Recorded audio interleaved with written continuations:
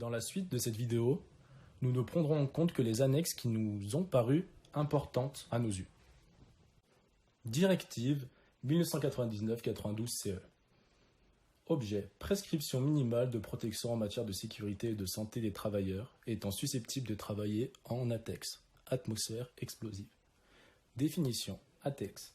Un mélange avec l'air de substances inflammables sous forme de gaz, poussière, vapeur ou brouillard, dans lequel la combustion se propage à l'ensemble du mélange non brûlé. Prévention. Donc à quoi sert cette directive?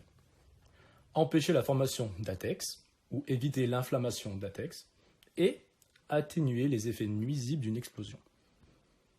À l'intérieur, on retrouve une partie évaluation des risques, explosion. Dedans, nous avons la probabilité de présence d'ATEX, la probabilité que les sources d'inflammation seront présentes, l'interaction entre les installations et les substances, et enfin l'étendue des conséquences. Suite à ça, nous avons 3 annexes. La première, la classification. Grand 1, emplacement des zones ATEX, où elles peuvent être présentes, en fait, la zone. 2, la classification des emplacements dangereux. Annexe 2, grand A, prescription minimale. À l'intérieur de ce grand A, nous avons un grand 1, mesure organisationnelle, qui comprend la formation des travailleurs et l'instruction écrite et autorisation d'exécuter des travaux à l'intérieur d'ATEX. Le petit 2 concerne les mesures de protection. Grand B, critères de sélection des appareils et des systèmes de protection. Ensuite, nous passons à l'annexe 3, qui nous propose des panneaux pour avertir les zones ATEX, donc le triangle avec EX marqué à l'intérieur. Directive 94-9-CE devient la 2014-34-UE. Harmonisation des législations des États membres concernant les appareils et systèmes de protection ATEX. Exigences essentielles de santé et de sécurité. Les produits satisfont aux exigences essentielles de santé et de sécurité énoncées à l'annexe 3.